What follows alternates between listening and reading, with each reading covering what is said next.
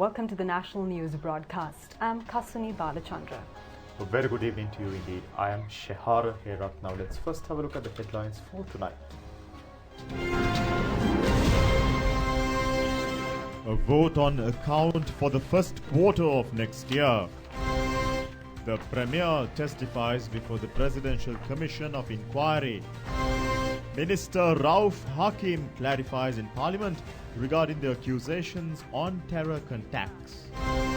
39 dead bodies mysteriously found in a container in Britain.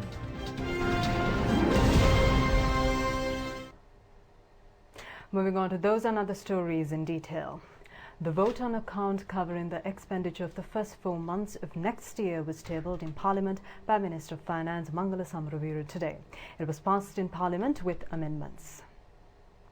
Minister Mangala Samaraweera said traditionally a budget is presented in Parliament in the month of November. However, as an alternative, a vote on account is being tabled today to cover the expenditure of the first 4 months of next year. The minister called to mind when the 2019 budget was in preparation at the Treasury on the 26th of October 2018. Unfortunately, through an anti-constitutional coup, Mahinda Rajapaksa was given the premiership. Thereby, it was not possible to table a legitimate budget in the Parliament. The minister noted since the Speaker of Parliament, with unwavering dedication, gave fearless leadership to the Parliament, the rule of law emerged victorious, and that unfortunate short period of time was limited to just a black mark.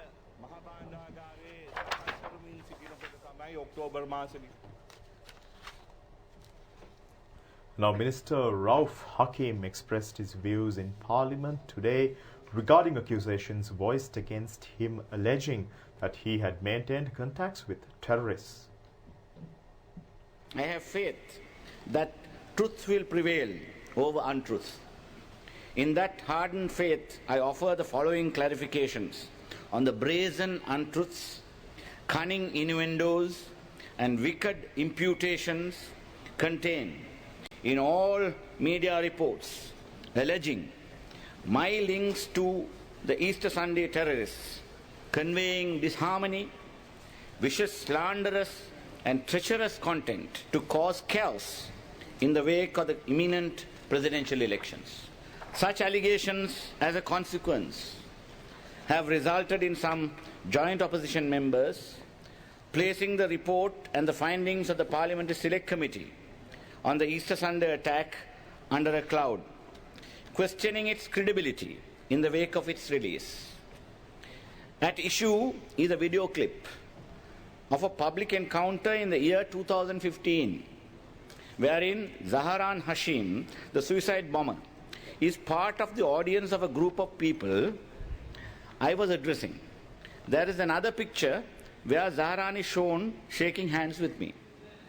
Honourable Speaker, I am the leader of the party that represents an ethno-religious constituency of the Muslims of Sri Lanka. The most substantial segment of this constituency is in the eastern province.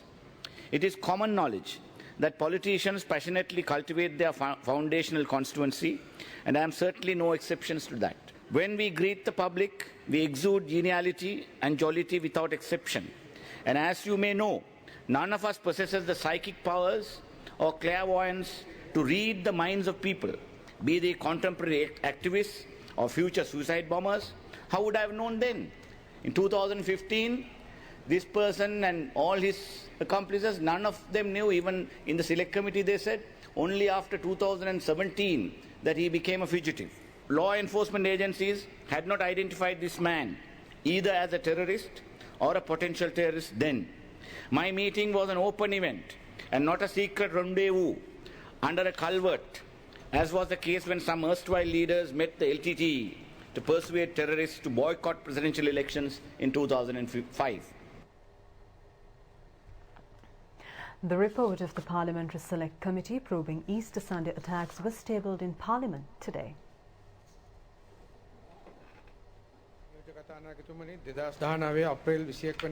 The report was presented in Parliament by Parliamentarian Dr. Jampati Vikramaratne, who is also a member of the Select Committee. Parliamentarian Bandula Gunawardena called for a debate on the Select Committee report. Leader of the House, Minister Lakshman Kiriyalla, agreed to this request. මෙලෙසින් මුද්‍රණය කිරීමේ තේරුමක් නැහැ. ගරු සභානායකතුමා ඔබතුමාට ඒකට පිළිතුරක් දෙන්න පුළුවන්. අරු නියෝජ්‍ය කතානායකතුමනි අපි විවාදයක් දෙන්න සූදානම්. විවාදයක් දෙන්න සූදානම්. හරි. විවාදයක් දෙන්න සූදානම්. We are agreeable for a debate. A media briefing to educate the public in this regard was held at the parliamentary complex by the members of the committee, including its chairman, Deputy Speaker Anand Kumarasiri today. Thereby, the media were educated on the contents of the report and the recommendations included therein. Alongside report, 8 recommendations were put forward. There were persons who initially said this parliamentary select committee proceedings are not being conducted in a proper manner, that they will not cooperate, official witnesses will not come and give evidence, etc. But as you know, all witnesses we summoned came and gave evidence. The Attorney General came, but due to a technical issue that might arise in the future, we excused the Attorney General, but others of the Attorney General's department gave evidence. A Supreme Court judge came and gave evidence in his capacity as a member of an ad hoc committee appointed by the President. Members of Parliament came and gave evidence. The Prime Minister gave evidence. Ministers gave evidence. And even the President gave evidence before this select committee. Fixing responsibility, are there any individuals named? There are individuals named. Apart from the officials who are responsible for this aspect of intelligence and intelligence gathering and also the security of the country, the responsible ministers, Prime Minister and also the State Minister of Defence also has been held responsible. And the President as Minister of Defence and one who held the law and order portfolio under him. With regard to the Eastern Province political patronage, we have named former Governor of the Eastern Province, Mr. Hizbullah. We have named a few others who have made irresponsible statements from time to time. Who is the most culpable official in all the findings? One single person.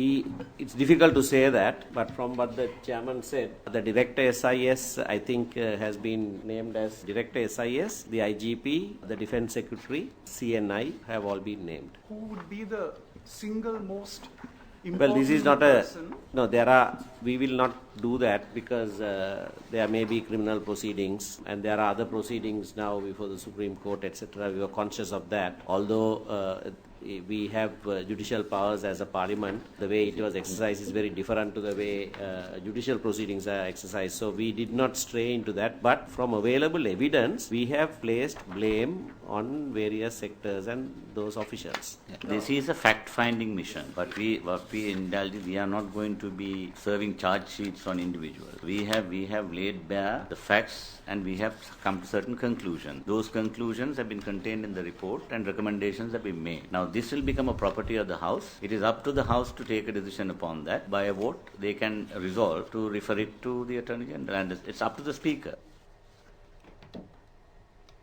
And now the Prime Minister Ranil Wickremesinghe, testifying before the Presidential Commission of Inquiry today, stated that he has absolutely no connection with the storage of paddy at the goods terminal at the Mattala airport, and this Presidential Commission of Inquiry was appointed to inquire into alleged acts of fraud and corruption from 2015 to 2018.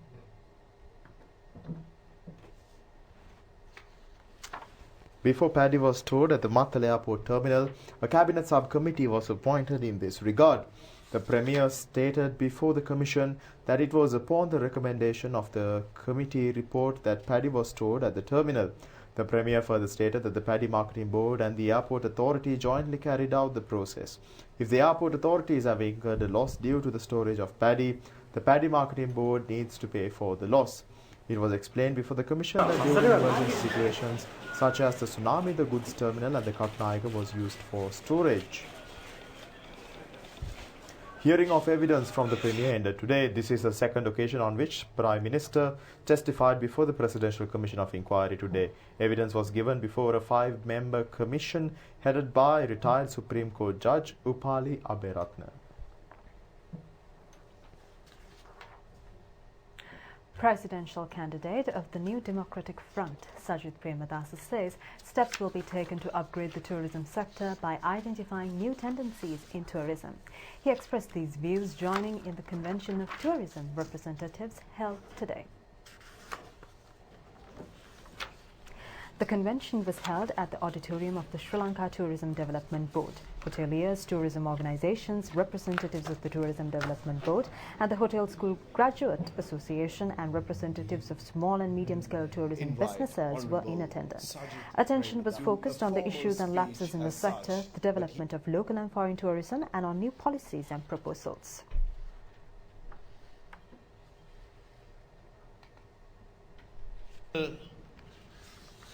We will provide all the incentives possible to encourage you and to promote tourism and to widen your horizons, because we want you all to progress, we want you all to achieve, and we want you all to prosper as an institution, because we all know that close upon 500,000 direct employment and indirect, and a total of 2 million beneficiaries or stakeholders, their lives depend on this sector. And you can be rest assured we will have a productive revolution in your sector. I will not be palming off my responsibilities to mushrooming committees, which inevitably results in policy bankruptcy and policy gridlock. That will never ever happen. I have had the opportunity of seeing the workings of the US government. I have interned in the US Senate for 2.5 years. I have seen how things take place in the British House of Commons. And I've practically experienced. So everything that I've learned will be put into practice come the 17th, or at least hopefully the day that I'm sworn in. He also expressed his views on national security. One has to be more mature and intelligent when one addresses national security, because national security has several components. You have the political security aspect, the economic security aspect, the social security aspect, and the political security aspect. I do agree that military security is the top priority, but there are other aspects and perspectives that we have to address. As far as military security is concerned, we need strong, innovative, bright leadership in that particular arena, both in terms of the defense of the country and in terms of internal law and order. So I have taken the decision to name Field Marshal Sarath Fonseca, who excelled in giving leadership for the eradication of 30 years of 3 decades of cancerous terrorism, which gripped this country and brought about immense amount of disaster, human, social, economic and political dislocation to the country. Presidential aspirant of the Sri Lanka Podujana Peramuna, Gotabaya Rajapaksa, joined in a rally held at the Talatu Oya town in Kandy today.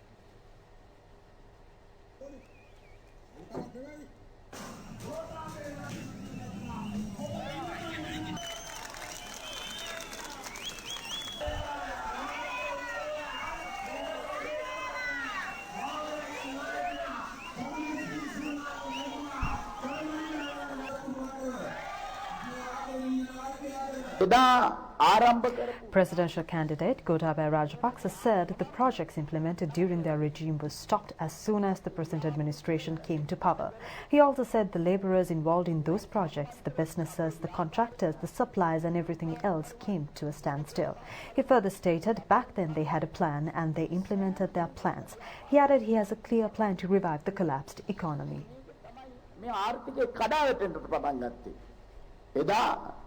අපි ළඟ සැලසුම් තිබුණා. ඒ සැලසුම් ක්‍රියාත්මක කරා. අපි ළඟ පැහැදිලි සැලැස්මක් තිබෙනවා මේ ආර්ථිකය ගොඩ ගන්නට. Presidential candidate Gotabaya Rajapaksa also joined in a rally held in Navalapitiya.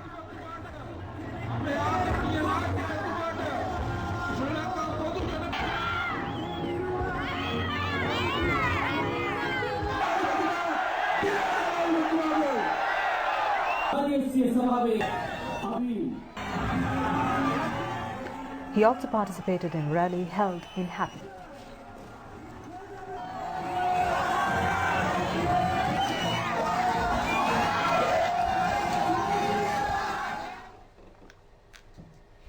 And now Minister Ajit P. Pereira has called on Gotabaya Rajapaksa's side to nominate a representative to organize a face-to-face debate between Sajith Premadasa and Gotabaya Rajapaksa. Speaking at a press briefing held in Colombo today, the minister stated he will function as the representative of Sajith Premadasa's side. Following a president of developed democracies, presidential candidate Sajith Premadasa, in a tweet on his Twitter account, had challenged Gotabaya Rajapaksa to present himself for a debate on policy issues. Minister Ajit P. Pereira stated that as Gotabaya Rajapaksa and his entire family are American citizens, at this junction the best type of a debate is a televised debate between the contestants, as it is done in the United States and other democracies. Minister pointed out this is a characteristic of an advanced democracy. He noted that Gotabaya Rajapaksa did not appear for a debate organized by PAFREL either, and on behalf of him, MP Dallas Alahaperuma stated, as of then, since nominations had not been handed in, their presidential candidate did not participate. The minister noted, now since nominations have been handed in, Gotabaya Rajapaksa can present himself for a debate without giving excuses. MP Tushara Indunil also said, if Gotabaya Rajapaksa fears a live debate with Sajith Premadasa, he is allowed to bring along with him his elder brother and all his specialists with him. However, presidential candidate Sajith Premadasa will appear for the debate by himself. Parliamentarian Dallas Alahaperuma, who is the spokesperson of the presidential candidate of the Sri Lanka Podujana Peramuna, says Gotabaya Rajapaksa's election propaganda activities are going ahead successfully.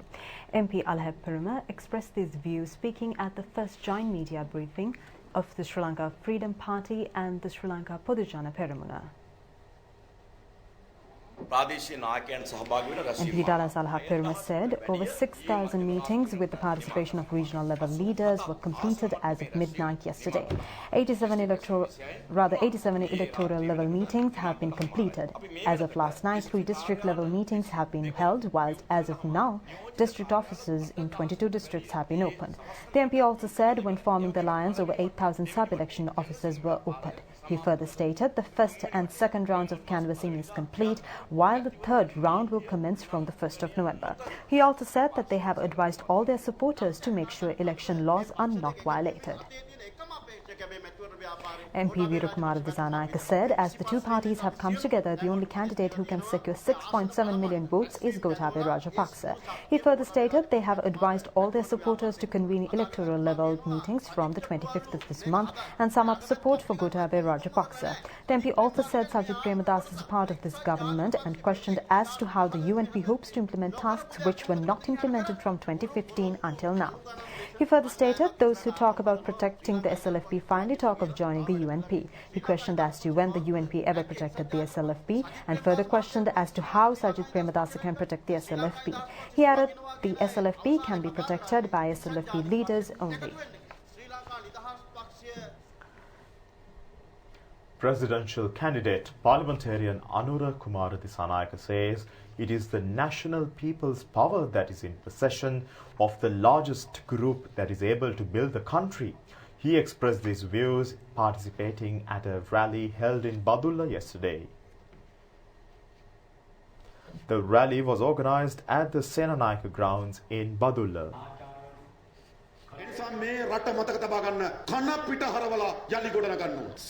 Presidential candidate parliamentarian Anura Kumara Disanayake stated that they need to turn the country inside out and start rebuilding it. He pledged to take up that challenge and produce results.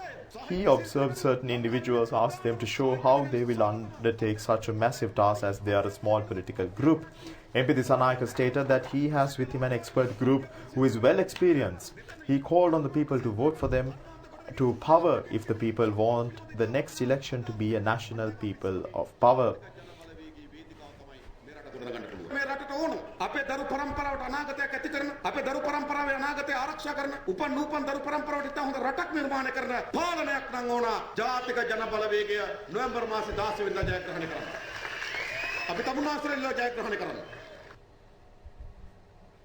Another rally of the National People's Power was held in Vallavaya under the patronage of presidential candidate Anura Kumara Disanayake today.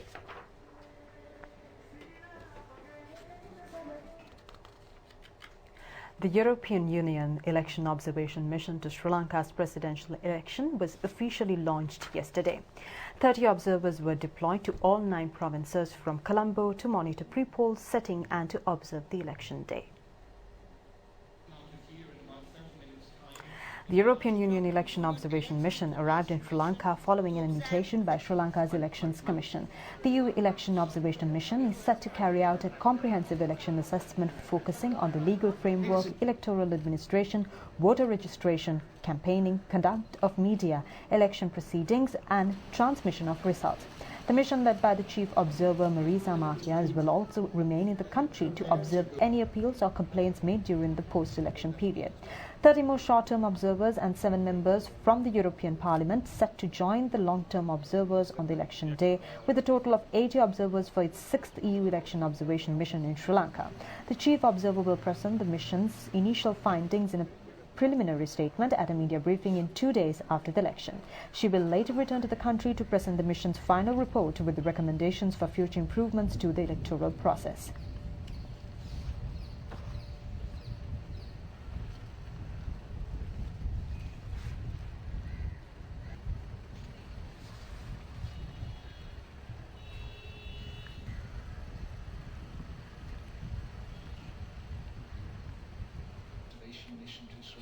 Deputy Chief Officer of the EU Election Observation Mission, Dimitra Ionu, made these remarks during a media briefing held in Colombo yesterday. The credibility of EU election observation missions is based exactly that we do not interfere in the process and we stay not neutral and impartial. During the next weeks, we will meet with different interlocutors at national level and at provincial and district level. All the information and findings that we will collect, we will assess and analyze them and assess them. And then we will come public with our first findings during a preliminary statement, with our preliminary statement in a press conference after election day. The idea is that we do not want to interfere when the process is evolving. And of course, if there are issues like we need to bring into the attention of the authorities, we will do so. But our role stops there. As I said, we are not here to legitimize the process and we are not here to legitimize the outcome of the election. As an election observation mission, as the European Union election observation mission, we are not here to interested who is going to win or who is going to lose the elections, what is going to be the outcome of the elections. We are here to assess the process. And therefore, the recommendations that we will produce together with our final report at the end of the process will be at the disposal of the Election Commission and the authorities in order to take the necessary steps for the next electoral cycle. Of course, we will following up those recommendations and we will going to assess if they're still valid for these elections, and probably some of them will be included in the next set of recommendations that we are going to produce. Those recommendations, we do not impose them to the authorities, the electoral authorities. We are proposing them. She also made comments regarding the recommendations presented by the EU Election Observation Mission for the 2015 presidential election process. The last mission in 2015 parliamentary elections had produced 26 recommendations. Out of them, 3 recommendations, they were fully implemented, and that has to do with the establishment, the formation of the Election Commission as per the constitutional amendment. Also, recommendations that they were involving continuous voter education projects and trainings of election staff. And also, one of our recommendations about quotas for women. We've seen that at the local elections and at the local elections law, there is a 25% quota for women in the councils. There are also some other issues that in some of the recommendations that are partly reflected in the process, but we hope that this time we will manage to produce a number of comprehensive recommendations that the Election Commission, the Parliament, civil society, political parties will take into consideration. The Ministry of Education advises the public not to be misled by various political trickery of certain parties concerning school security. Issuing a release, the ministry states it is necessary to act logically and with responsibility when it comes to the security of the school children.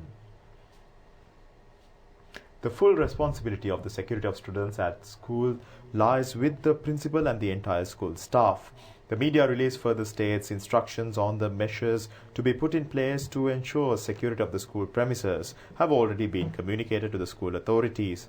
The ministry notes attempts made by political activists to create a sense of uneasiness among school students and parents could occur in the run-up to the elections.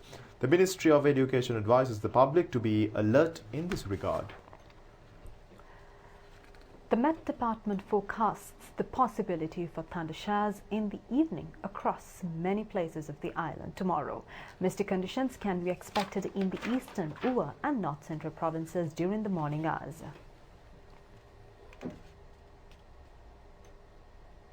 Thunder showers could occur along the coastal areas of the Western Province and the Galle, Matharu, Jaffna and Putlam districts tomorrow morning.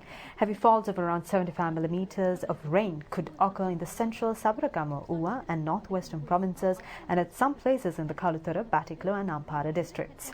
The general public is kindly advised to take adequate precautions to minimize damages caused by temporary localized strong winds and lightning activity.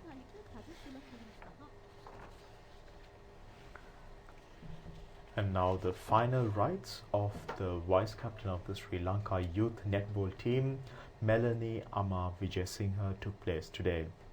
She was suffering from cancer and was 17 years at the time of her demise.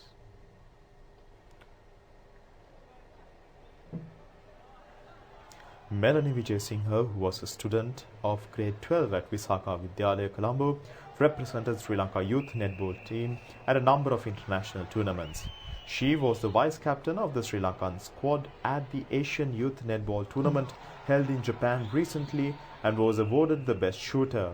She also represented Sri Lanka's team that took part in the World Youth Netball Tournament held in Botswana. The final rites took place at the Kirindivela General Cemetery this evening.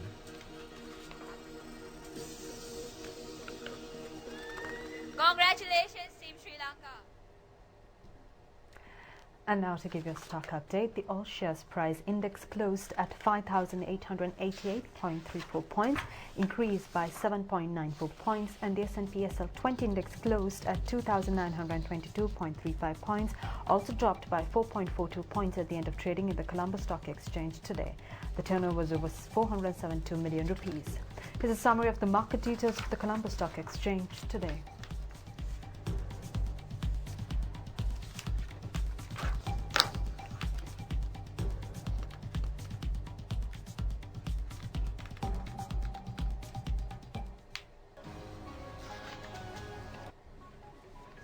And now with that, we conclude tonight's news live on Channel I. Do join us tomorrow at the very same time.